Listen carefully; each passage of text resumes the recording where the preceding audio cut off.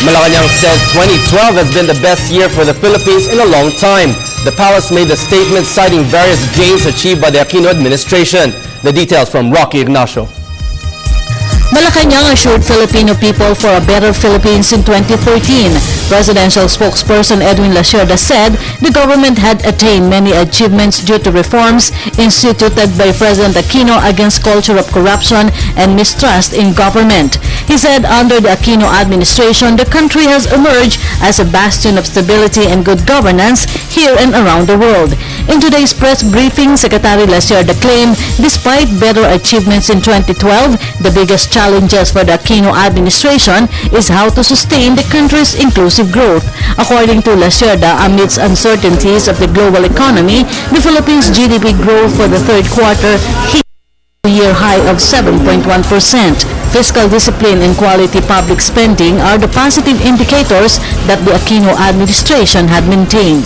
Well, of course, we have our responsibility to make inclusive growth a continuing reality, and also our poverty alleviation campaign is continues.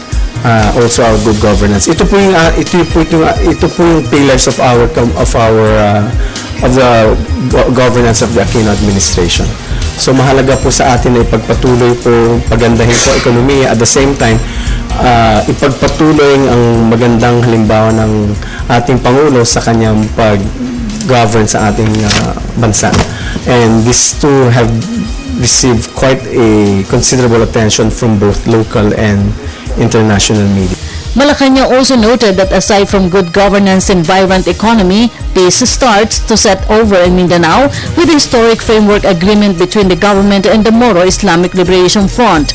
Lacerda added that justice and fairness experienced in the entire country after former Chief Justice Renato Corona over betraying public trust. The President's platform of good governance involves judicial reform, and part of that was our commitment to make at least advocate institutional changes. And we saw that when we installed the new Chief Justice and also the new Associate Justice Marvic Leonin, and prior to that, the removal of the former Chief Justice Corona. So hopefully once there are new justices in place, we can only hope that the judiciary will be in step with the executive branch in advancing reforms in their particular branch of government.